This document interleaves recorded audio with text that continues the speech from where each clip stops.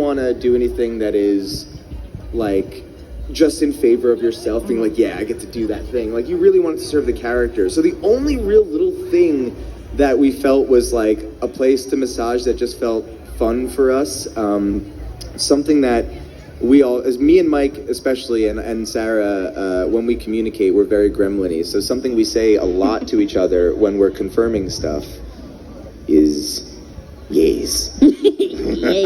So that was literally the biggest improv line in the whole thing, and the way that we just wanted Denji to be very, just slimy with it. And then the only actual change that I think I enforced adamantly was the very first episode when Denji falls into Makima's arms. We had a different line at the very end that he said, but I know from reading everything that him saying, "Will you please hold me?" is very important. So it was something else, and I'm like, no, we need to say this. Like, however we need to make that work, we got to make that work. But like that, and Mike thankfully was like 100% because he hadn't read to the end yet. So I was like, trust me, 11 volumes from now, this will make sense. Just Get a little tie-in. Yeah. He's there like Charlie from It's Always Sunny with a board. What about you guys? Did you guys get to improv anything? I think the only kind of improv that I did was there's the Eternity Devil episode, and Kobani has her little breakdown, and Power's laughing her ass off at it. Super inappropriate too. Like, that was pretty wretched of her. Was "Ooh, There's Pie" a Jessica line? Yes, it was. Yeah, so good. But it's when she starts laughing after what's his name? What is it? It started with an A, doesn't it? No. I forgot. The other partner with Kobani. Arai? The Devil Hunt. Arai, yeah. Oh yeah, Arai. He says, "Stop laughing. It's not funny." And then she says, "Yes, it is." Well, they were gonna do something like where she just says it after she's laughing, but instead I saw that she like throws her head back in the middle of it. I'm like, it would be really funny if she goes like, "Yes, it is," as she's laughing, and then starts laughing even more after, and then I'm like, I just like, I think like if I was in that position too, I would like struggle to get the whole line out too. So like that, we gotta try this out. Well, and it's so it was great. Perfect for Power because she thrives off of human misery, you know. So she's just like, yes, take it in. Yeah. Or like it's gonna get like way worse. Way worse. Just wait. I love that she knows him so well at that point. Yep. Magic. How about you? Honestly, I think that I stuck pretty close to script, but my curse when I'm doing anime is that if I flub a line and then just say some bullshit afterward, it will inevitably fit in the lip flaps. Dude, that happens to me all the time. Every time. So like, when I'm holding up the thing and being like, "Denji, this is my grandpa, you killed him," all that, right? So basically, I remember holding that up and being like, "Denji, would you kiss this man for $1 million?" Yeah. And it fit. And we were like, damn it, okay, well, this changes the scene. Yeah. So we can't keep that. But I remember that I did it inadvertently. We can't bring Ryan back to record. Alas. Yeah. But we did it as well in the end after, when we're having our little disagreement on the train. I have a line after I slice through you again, and I just say, "You're done." Yeah. But I missed the cue at first, so it came out, "Oh boy." And it fit. So we were once again like, okay, I don't know if that's the character though, but kill Denji, oh boy. So anytime I flub a line, big oof, oh, it always fits, and that's just my curse. And we're like, well, one of these days we have to keep it or do a joke dub or something of an entire show. Oh, I want to do a joke dub of a show so my God, right? Oh my God. Yes. Like the California Girls. We definitely, during the scenes every now and then would take some time to be like, let's do a joke one for us, I remember we had a day where I was recording, then Sara was recording, and then I was coming back to record later, and we did one of the scenes where we were in the elevator together, and then she bursts out and she's like, "I'm Power!" and she's gonna, fight all the zombies. But the way that they, framed her character, I was like, they're so Beavis and Butthead. Mike, can you have Sara just scream, "I'm Cornholio, I need TP." I forgot about that. So she did a take like that, and then later he played it for me, and it was very satisfying. Flawless. truly. So is there ever one more little fun question, and then we're going to open up the Q&A. So I'm not sure exactly where the Q&A line's going to be. I tried to do it You'll down have the to middle fight last for time. it. You're going to have to fight for it. That's it. Everyone's got to fight for it. So if anybody has a question, remember have 2 ready, just in case somebody else says yours before you. Yeah. Okay, so just one last fun question to get it done. So for your characters, if you could put them into any other anime or anime where you think they thrive or like survive or fit in really well, if you have one.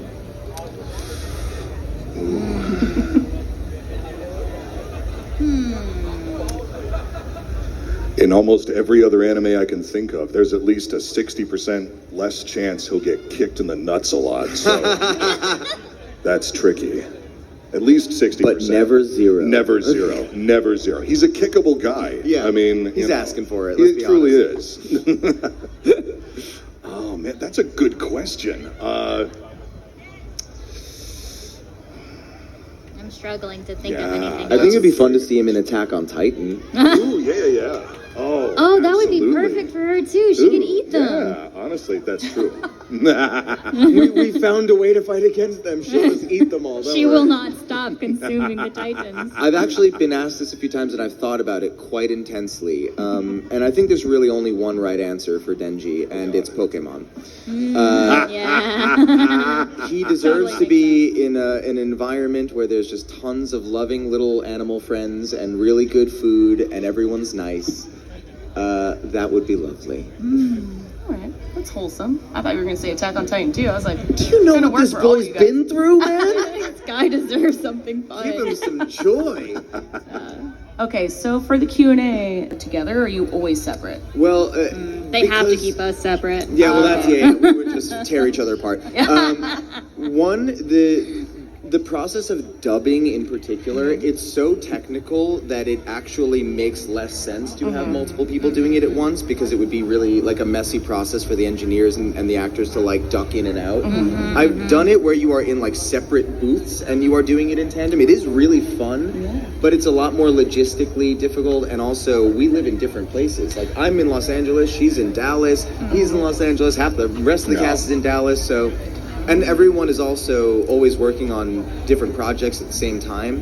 So while we may have the same, like, we all may be able to record on a Tuesday, I may have from like this hour to this hour, and Sara may have this hour to this hour. So a lot of it is also just scheduling and making sure everyone can get it done. But there are times like you may go in and someone's already recorded, so the scene's already like alive in a way for you, and then sometimes you're the one setting the energy. So it's kind of a puzzle. All right, good to know, good to know. Yeah. Had to ask. This is for everyone. I'm just curious, what do you guys think of Makima's character, like, as a whole? Well, I want to be cautious because I don't want to Yeah, I spoil understand. things, because I know everyone's at a different place in the story. I think she's a really complex character, and you know, even from the first season, there's a lot of different things you can take about what her aspirations are, and what her kind of machinations might be, and what her goals are.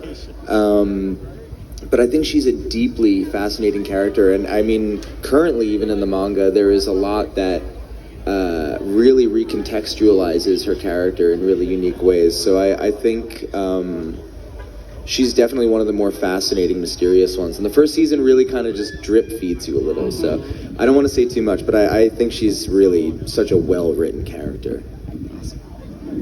Thank you very much. Yeah. Thank you. Oh, your characters, what would it have been? Wait, sorry, a little bit closer on the mic. If there was anything you could change about your characters you portrayed, what would it be? I'd like to win. I'd like for her to wipe her butt better. We Maybe don't it's like fight. even like a little bit more clean. We don't fight at all in the show, do we? We don't get to No, spar she at all. tails tail and runs. She turns tail and runs. Yeah. She hides as You soon know. as she sees danger. Something that she can't quite manage. Yeah, she can't manage on her So I own. was She's just gonna like, say, I was like, yeah, I don't think we get to fight in it. yeah, this fight isn't for me, she said. Because Aki and I get to spar a little bit, but And then we obviously fight. Yeah, a little And I'm just like, oh no, I don't get to fight. We'll have to wait for another season or something for that. You'll never see me. I think for Denji, I mean, it's probably the most obvious, but would love to see him actually find genuine affection. Thank you. Thank you. Thank you. Awesome. Well, hi. I'm tossing you guys drawings first. Uh-oh. That has to do with the Oh. panel. Oh. Did you just do this Thank in you real very time? much. My friend just did. Mine. Power and Denji, they're combined, so put them together and they go together. How did you do this so quickly? Here, wait. This is She amazing. drew the giraffe. So it says, Power, there's a giraffe behind you. Nice try, Denji. Mine says, Denji, would you kill this man for $1 million? Kiss So this man good. for $1 million. Pardon me. It's Kiss the this man. shark dude. It's awesome. I love it.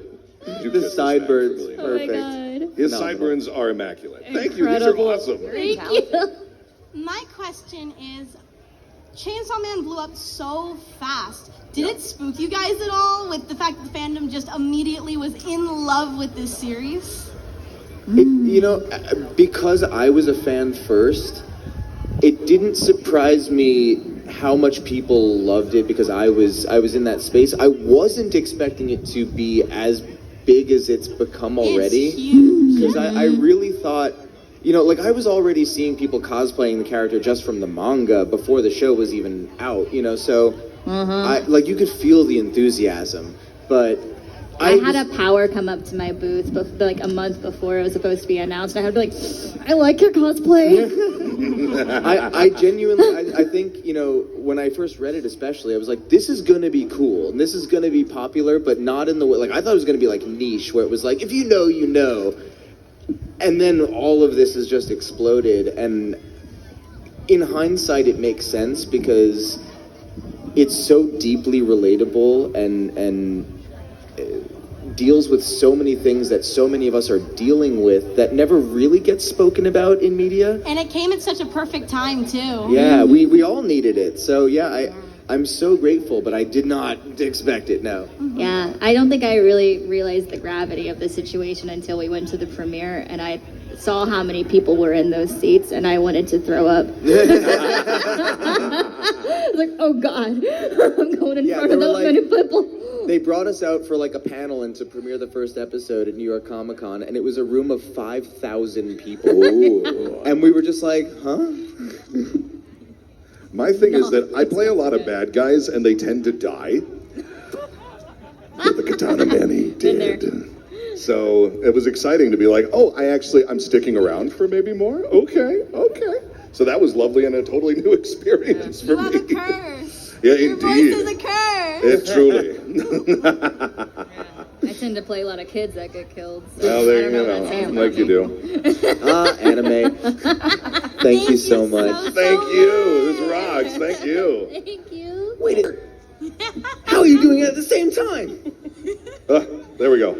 All right. It makes sense again. You're confusing the boy. So if your character was stuck on a deserted island, what is the one item that they would have brought? I wanted to say revenge. Is this pre-transformation or post-transformation, Denji?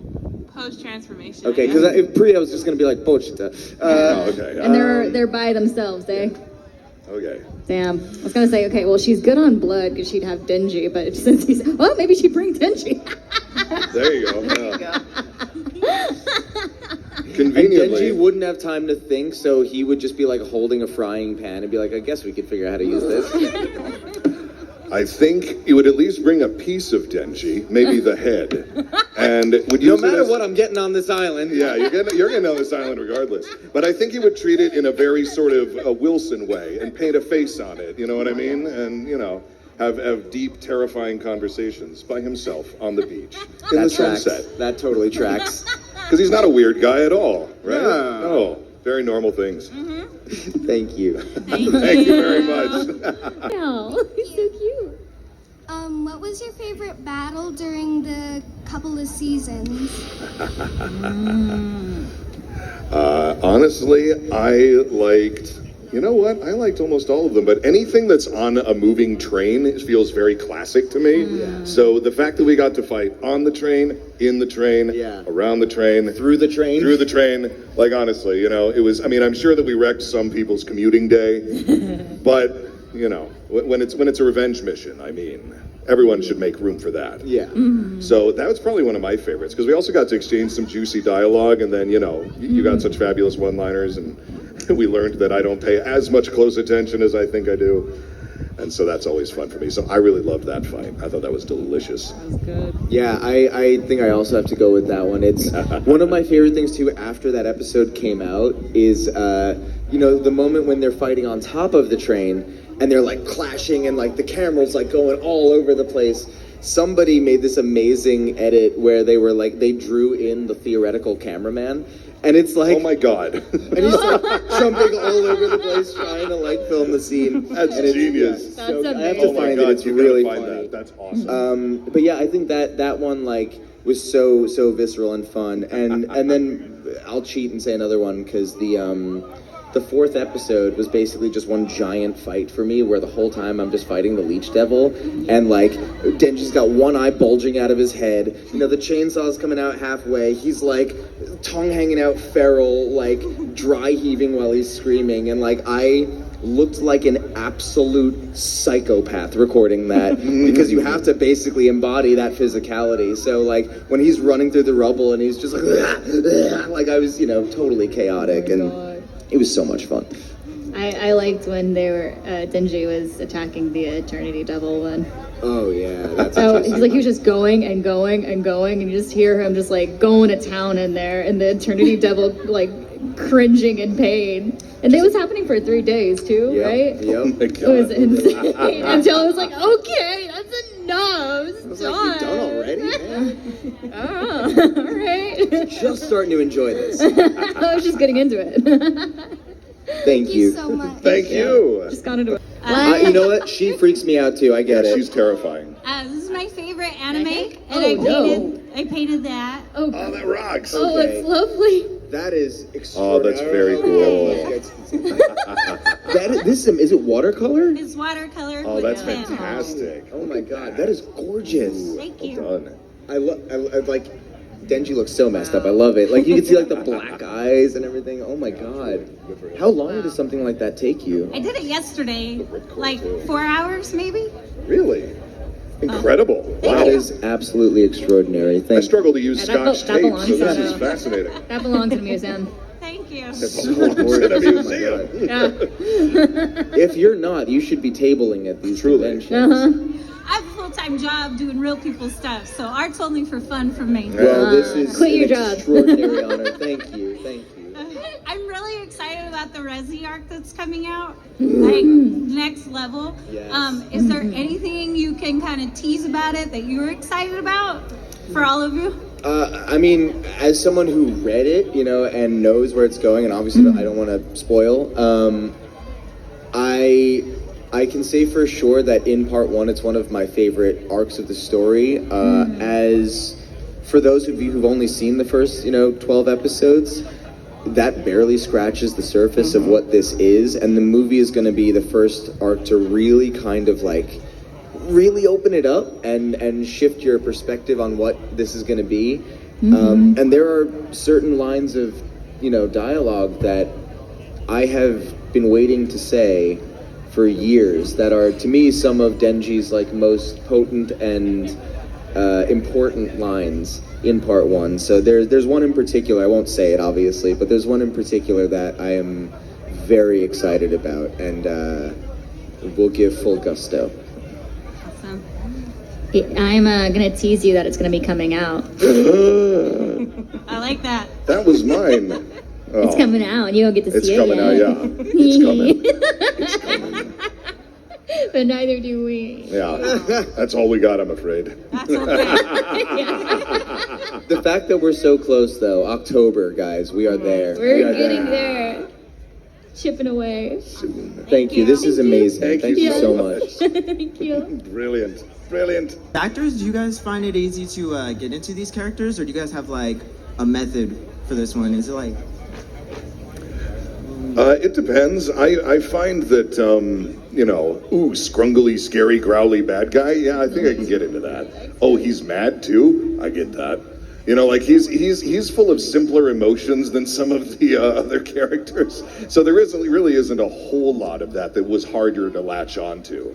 He's pretty. What he is on the surface is what you get. So thankfully that made the job a little both easier, but also now I need to plan ahead so that I don't actually explode my voice while I'm scream roaring at fighting you on various rooftops and other elevated surfaces.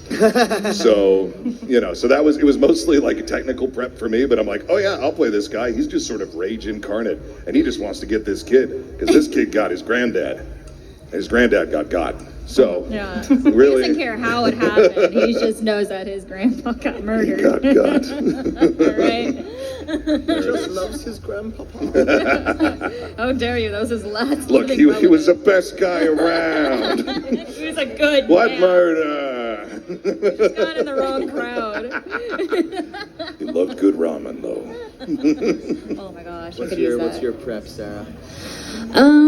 I don't really have that much. I get coffee, a nice latte, and some water, and I jump in there with a little shit gremlin sister vibes. And that's about it. And I think aside from that, I read the manga, which really helped me understand the character. So I was prepped for all the scenes that were popping up. Yeah, I mean, as you heard in my very long-winded story, in a weird way, I was prepping for Denji without realizing I was prepping for Denji.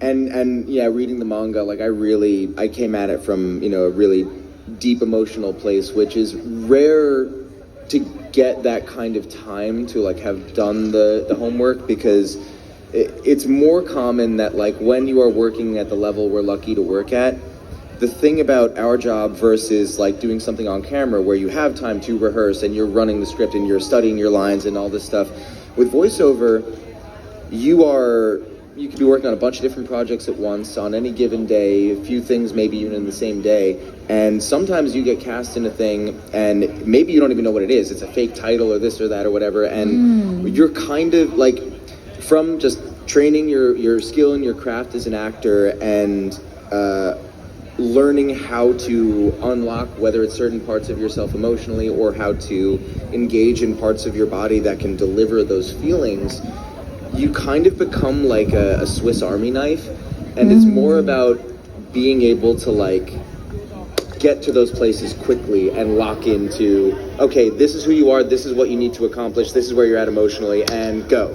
Because when you're doing an on-camera thing, maybe your shoot day is 13 hours long, and you've got some breaks in between, there's setups, you can, break the thing down, you can work on the scene, you can study some stuff, you can reapproach it, When you're in voiceover, maybe you're booked for a 2-hour session, you walk into that room, you are starting, and you are going for the 2 hours unless you wrap early.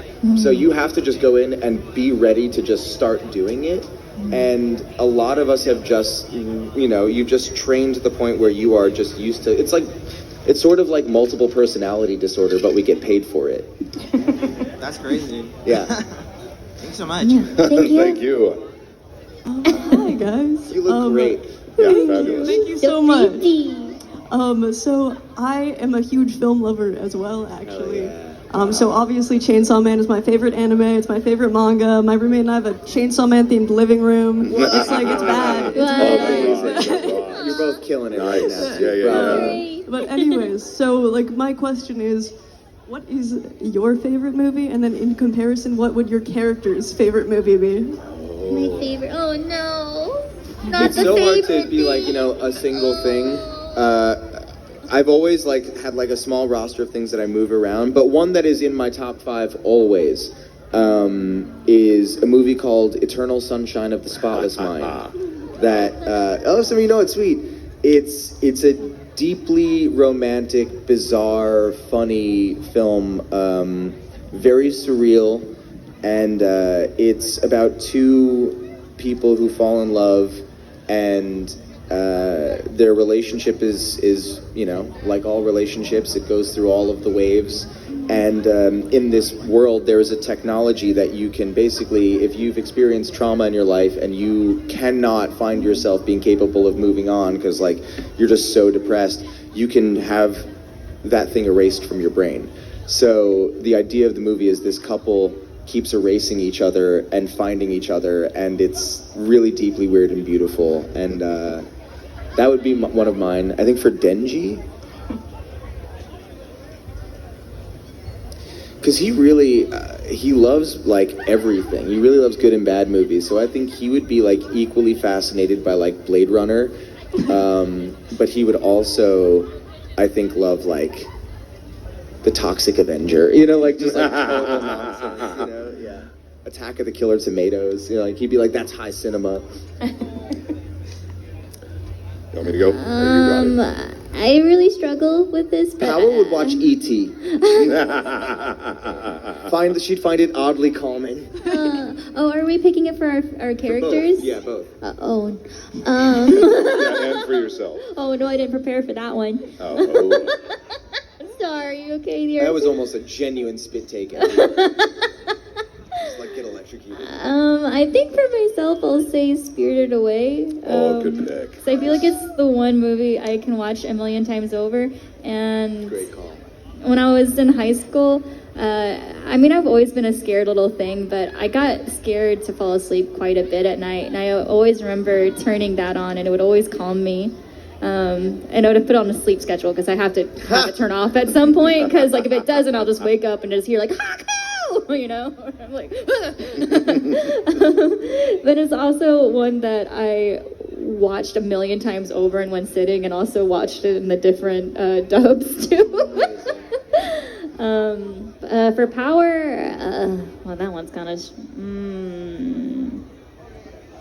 What would be good? I don't know. I keep thinking of Fight Club. Oh, there you Yeah, go. that's good. Because she can at least like punch people and get away with it for a while anyway. Well, as another fan of film myself, my pick for I have favorite movies in categories, so I'm just trying to think of like, well, which one would I? So I'm just going to draw one from the pile. One of my favorite ones to throw on and just vibe to, because it's so odd, is the Orson Welles movie F for Fake. Yes! Yeah, I love F for Fake. It opens with him standing in front of a curtain holding a giant goose that's like wiggling around, and he takes it and he just holds it by its back and he turns it around and he just stares at it, and the goose just kind of like chills out, and you're like, what am I watching? The vibes are great. It's a very vibey piece, and Wells is having fun with it, and it's great. Yeah. As for what the Katana Man's favorite movie is, you know what? The Princess Bride. Yes! That's One, great. it's one of the best choreographed fights in any film. I think we can all agree there. So he's in it for the swords. He's got fencing, fighting, torture, and his grandpa can read to him That's at exactly the end. what I was thinking too. Yeah. So you know what? It's a well-rounded film for a guy Princess like that. I Bride. think he likes The Princess Bride. That's great. He wouldn't tell anyone, but I think he likes The Princess I Bride. don't know. I think I want to switch my answer to Saw. Now that I'm thinking about it, she would love to Excellent. watch people getting tortured. It's a comedy to her. Yeah. Oh yeah. Thank you so much. Thank you. Thank you. Great question. Know how Aki recorded the sound effects for his nuts getting kicked? Oh, actually, that's fun. Yeah, so when we brought the first episode to New York Comic Con, we had recorded that like a month before the rest of the show. So we were gearing up to record episode 2, which we knew was going to have that scene. And Reagan and I, who Reagan plays Aki, we were walking around the halls of Comic Con being like, so how do you think they're going to animate it? Like, because like, yeah, obviously, like we really got to go for that. We were like, yeah, that's going to be so much fun. And so Reagan actually recorded first. So he went in and like all of those pain groans, like, when we do those kind of reactions, you kind of like, based on what the character's experiencing and where in your body you kind of feel it, you kind of place that, and you really just kind of like, you find a way to make it sound visceral. So he's magic, and he just like, those like really pained groans and screams were just this beautiful performance that he gave. And I went in to record after and was like, now I know exactly how hard to kick. Oh no. Yeah, he's awesome. That was great. Thank you.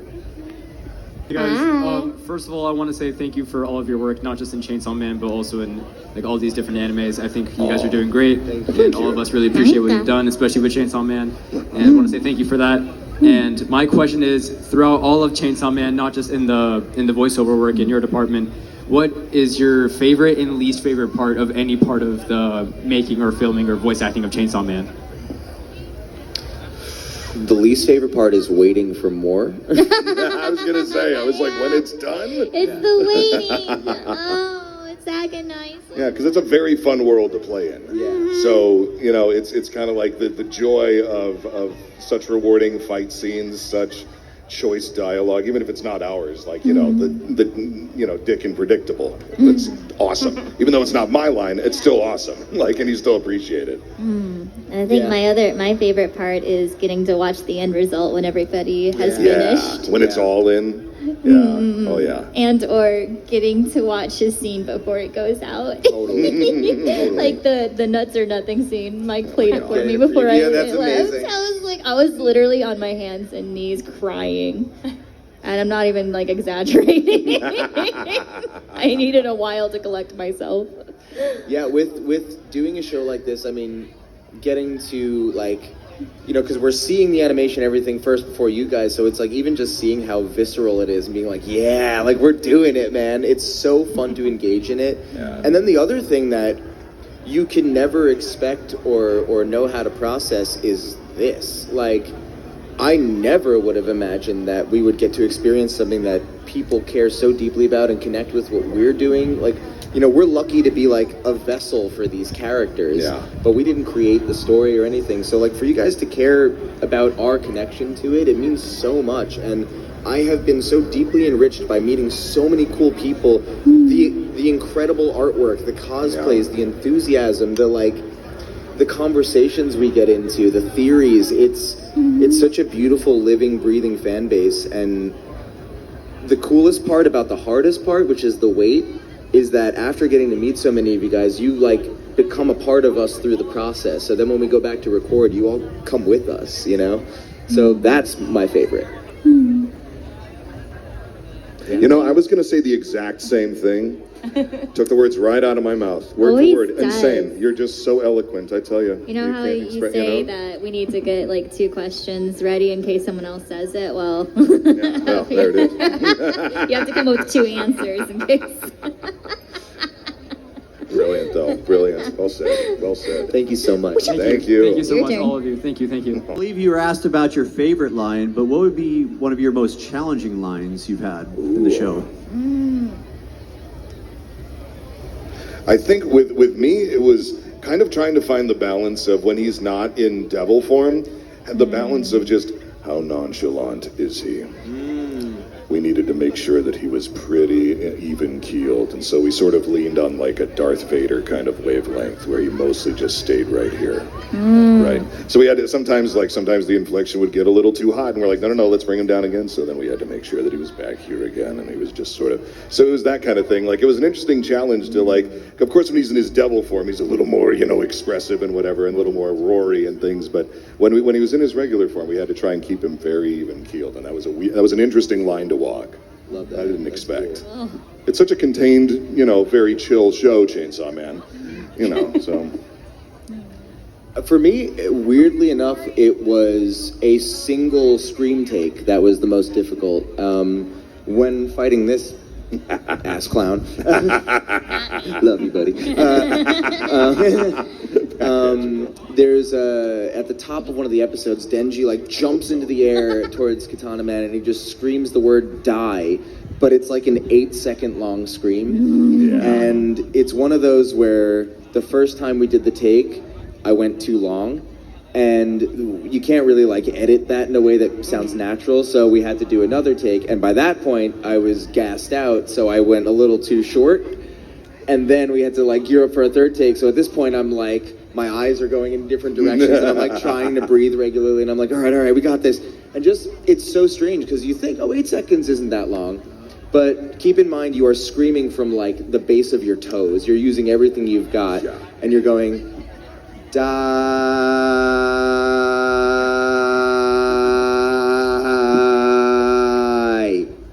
It's a lot longer than you realize when you're putting your full body into it. So that, weirdly enough, was the most challenging thing in the whole freaking show. Having to belt that out too for that long and keep the intensity.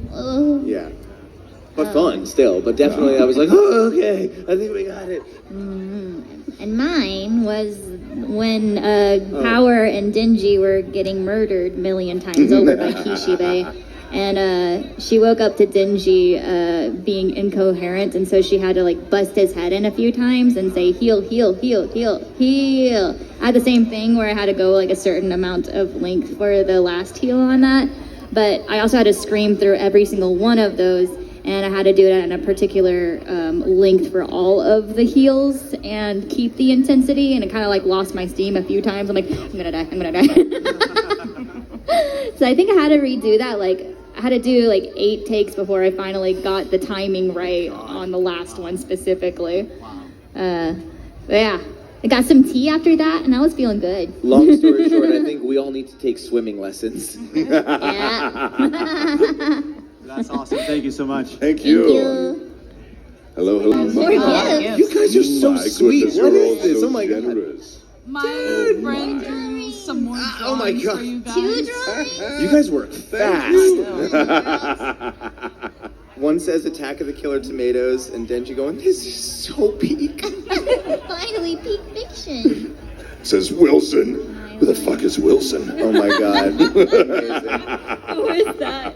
And Denji, shaking Right. It's just Denji. this one I think is them on the island, and Denji's got a pan, and he goes, I guess we can make this work. And Power just says, make me food, slave. That's so good. Let's see. We have Power going like, not my line, don't care, bullshit, not me. Flip. I was like going through the comic, looking at that was me, like, or like me trying to find the spot that she was so in. good. And Jason. No.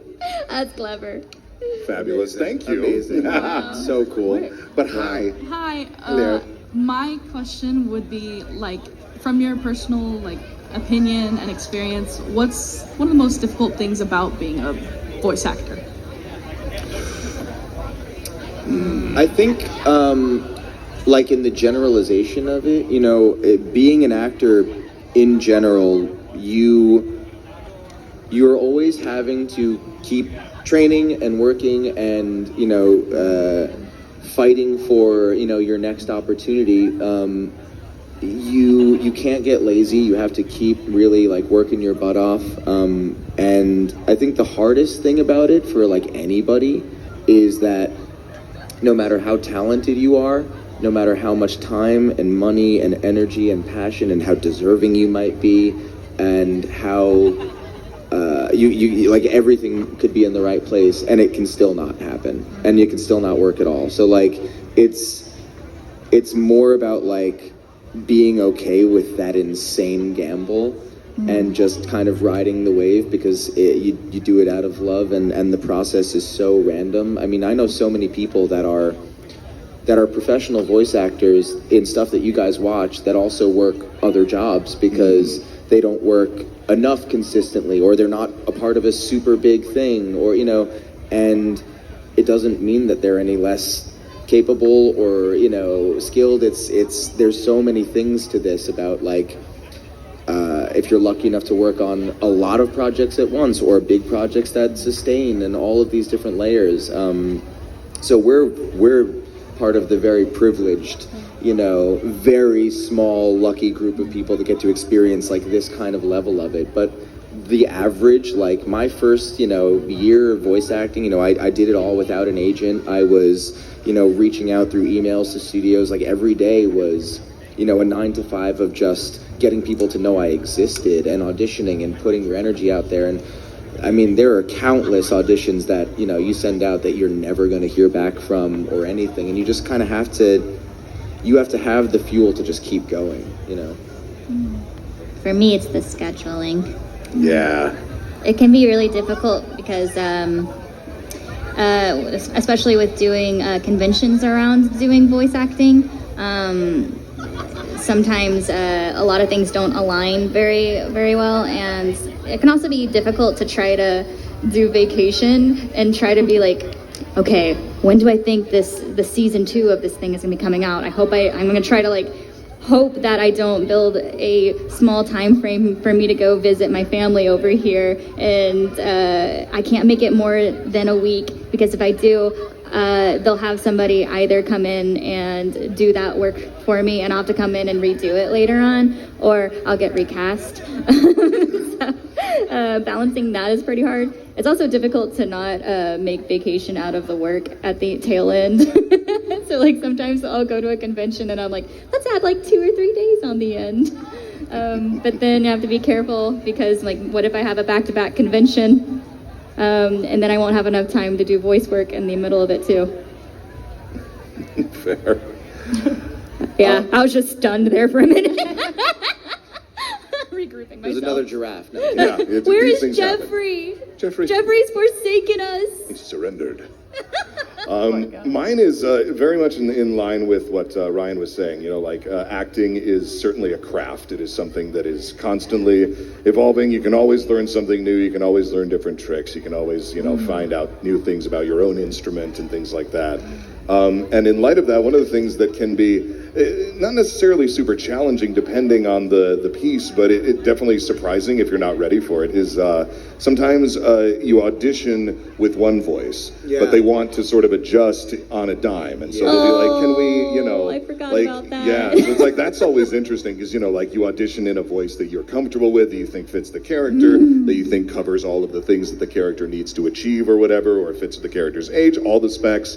But then they want you to change it when you actually get in the booth. And so you have to then get used to, okay, we're going to do it in a different voice now after I'd already prepped for this. Okay, so you just got to be ready to do that, and it's like, and it can be something completely different. Yeah. I remember, like, this is the funniest and kind of frustrating thing too with voice acting, is that I remember auditioning for a character, and I did like a normal, like one of my natural reads. I'm like, she looks pretty young for me. And then I get in there, and the director's like, so we just found out that she's actually kind of like the mother of the group, so we kind of want to lower her pitch a bit. Like, she's supposed to be in her 30s, so they brought in Jason. Yeah, Yeah, no, it's obviously. like she's supposed to be in her 30s. We want her to be sounding mature, and I was like 29. I'm like, can we wait a year? Yeah. And then I'll sound 30 then.